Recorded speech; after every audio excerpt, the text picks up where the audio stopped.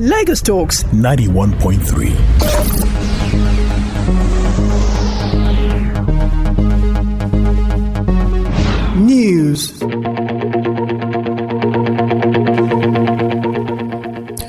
Reports say President Muhammadu Buhari will be present when the validation phase of the first integrated oil development project in northern Nigeria commences on Tuesday, November 22, 2022. According to an official of the Nigerian National Petroleum Company NNPC Limited, the drilling activities will take place at the Kulmani OPL's 809 and 810 exploration sites located in a border community between Bauchi and Gombe states. Recall that Buhari had in February 2019 flagged off the spudding ceremony of Kulmani River 2 well, and in October of the same year, the NNPC announced discovery of crude oil, gas and condensate deposits at the site. This marks the first oil discovery in commercial quantity in northern Nigeria after 8 months of crude oil exploration on the upper Benue Trail, Gongola Basin in the northeast. British High Commissioner to Nigeria Katrina Lang says following exit of the United Kingdom, the UK from the European Union, its government is looking beyond Europe to African countries, including Nigeria, for new trade deals.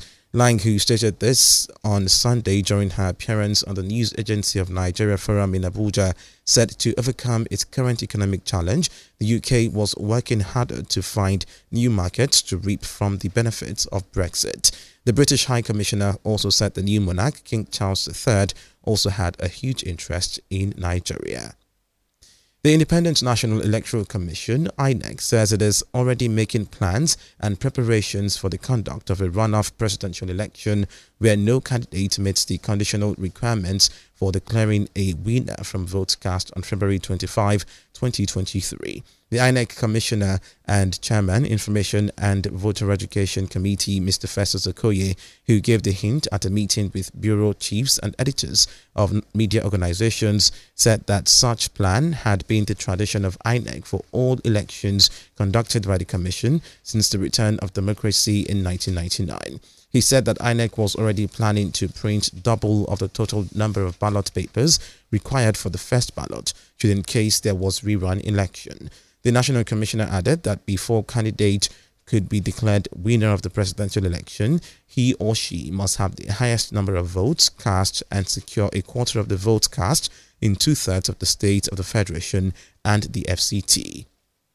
He also said where the threshold is not met by any candidate, the Constitution stated that second election should be conducted for 2 of the candidates with the highest and majority votes in line with the provisions of the Constitution. Former National Chairman of the ruling All Progressives Congress, the APC, Comrade Oshiomhole, has said that the current crisis rocking the main opposition People's Democratic Party, the PDP, would be to an advantage of the APC in the forthcoming 2023 general elections.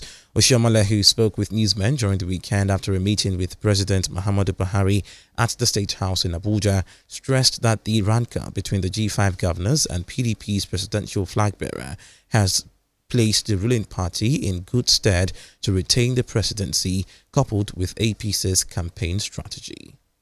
And that if you are not yet president and you are not obeying agreement, and Nigerians are talking of national unity, and you disobey the provision of your party constitution, which talks about rotation, in order to service that unity. He said they couldn't even do anything as PDP governors in the South to claim those benefits. But President Muhammadu Buhari ordered that all the payments that were not made, all that derivation be paid to them. And we can say this is what is using now to work. And other South governors, you also confess that President referred to them what PDP had denied them.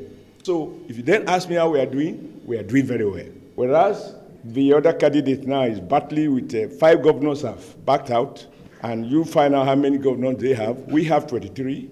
While he has several governors working for him, we have 23 working for us, and we have 5 who are neutral.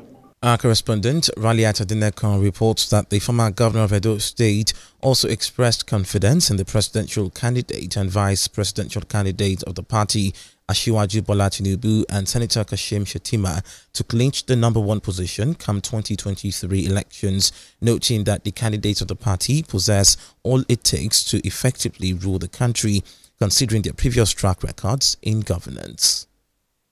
Unemployment doesn't have religious affiliation. Whoever will address your concerns, if you are a trader, whoever will make sure that the ports work more efficiently. You don't have to pay toll to all kinds of people. That is the kind of person you want. And government is about providing those assets. The much talked about enabling environment. And our candidates are laid out how he will do it. And given his track record in Lagos, you watch Soludo saying Anambra is the headquarters of gully erosion, if not in the world, certainly in Africa.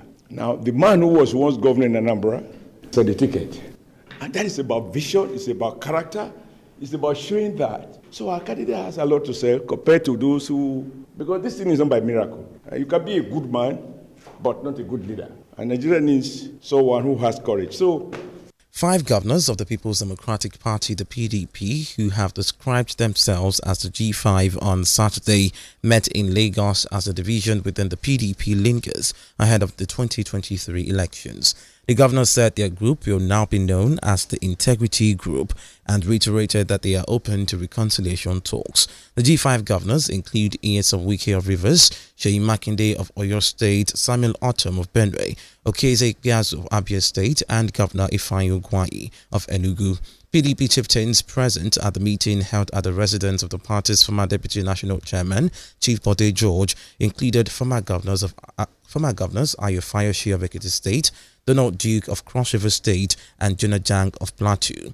Others were Deputy Chairman of the PDP, Taufik Arapaja, Chief Dan Obi, Senator Olaka Nwogu, Senator Mao Ohabua, Senator Nassif Suleiman, among others. The Teachers Registration Council of Nigeria, TRCN, has conducted the Professional Qualifying Examinations PQE for 11,629 teachers across the country. The TRCN's Acting Director of Certification and Licensing, Dr. Jacinta Ogboso, disclosed this in Abuja while supervising the examination at Sascon International School. Ogboso praised the conduct of the exercise as very smooth because the TRCN started the exam since 2017 and kept improving on the processes. Commenting on the importance of the examination, she said teaching was a profession and hence must be regularly tested for effective results, and majority of Nigerian teachers were aware of the importance of the certification, which allows them to teach in the country as well as other parts of the world. She therefore promised that the results of the examinations, which started since Thursday, would be ready within 2 weeks after the examination. The Nigerian Conservation Foundation wants that the Lekki-Ekpe corridor, including the Lekki Conservation Center, the LCC, and the estate surrounding it, may be washed away by 2024 if nothing is done to check the ocean encroachment. Dr. Joseph Onoja, Director General of the NCF, who gave the indication at an event to mark the 40th anniversary of the establishment of the foundation, said that about 128 meters of land have been lost to the ocean between 2018 and 2022. According to him, the ocean encroachment, if left unchecked, is an existential threat to the collective existence of the Lekki-Ekpe corridor. Onoja appealed to the Lagos State government for assistance to forestall this occurrence, as the LCC now has more built-up houses and estates around it, which means a high tendency for the ocean to wipe off all of this if nothing is done. The Lagos State Commissioner for Health, Professor Akin Abayomi, says the state is establishing specialist hospitals to reduce medical tourism and brain drain in the health sector. Speaking during the Doctors for Change DFC conference at the weekend in Lagos, the commissioner said the state identified trust and lack of medical specialties as factors driving Nigerians overseas for medical care. Abayomi said the trend would be reversed to make the state a medical tourist destination. He said the state would continue to evolve favorable policies to attract doctors in the diaspora back to Nigeria, either fully or partly. You're still listening to the World News. Moving on to the foreign scene. Vote counting is underway in the Equatorial Guinea in an election where the world's longest-serving president is seeking a re-election to extend his 43 years in office. First results are not expected until later today at the earliest. President Teodoro Obiang Nguma Mbasogo, he is now 80 years old, has banned all opposition parties except for one. Equatorial Guinea does not have close elections. The president usually wins with at least 93% of the votes, and that is widely predicted to happen again. The leaders of French-speaking countries have held a summit on the Tunisian island of Djerba to discuss growing instability in French-speaking African countries. The head of the group, Louis Mushikwako, said that there were long debates about the main conflict zones. She said the group could support and quicken efforts to mediate between parties in conflict. The Prime Minister of the Democratic Republic of Congo, Jean-Michel Sama Lukonde, refused to pose for a group photo next to the Rwandan President Paul Kagame. Kinshasa has accused him of supporting M23 rebels fighting in eastern DR Congo. Rwanda has, however, always denied the allegations. And out to business news, the Central Bank of Nigeria, the CBN, has restated its commitment to protect interests of millions of unbacked and underserved Nigerians who mostly reside in the rural areas. The Apex Bank made this known on Sunday in a statement by its Director of Corporate Communications, Osita Onwanisobi, against the backdrop of the planned redesign of certain denominations of the Naira. Onwanisobi expressed satisfaction at the positive response of the banking public to the plan, while noting that the CBN remains committed to its seamless implementation so as to preserve the integrity of the Naira by reducing the volume of cash outside the banking system. Onwanisobi said that the CBN was taking steps to ensure that vulnerable Nigerians do not suffer untoward hardship due to the Naira redesign initiative. And finally, in sport news, Enner Valencia's two first-half goals led Ecuador to a 2-0 victory over host Qatar on Sunday in the opening game of the 2022 FIFA World Cup. The home nation froze on their big night with an error-strewn display that left them as the first World Cup host to lose their opening game.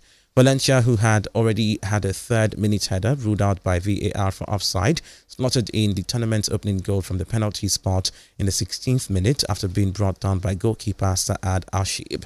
He powered home a 31st-minute header for the second, and the South Americans then cruised home for the win. The other teams in Group A, Senegal and the Netherlands, meet in one of 3 games later today, Monday.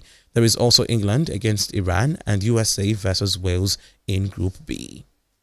In basketball, U.S. men's basketball team have been knocked off the top of the International Basketball Federation FIBA World Rankings for the first time in over 12 years, with Spain taking over. Spain, who have enjoyed success in recent years, including winning the FIBA Basketball World Cup 2019 and FIBA Eurobasket 2022, lead the November 2022 table ahead of the U.S. team, which had led the rankings since 2010. Spain topped the rankings with 758.6 points, followed by the US with 757.5 points, and Australia are third on 740.3 points.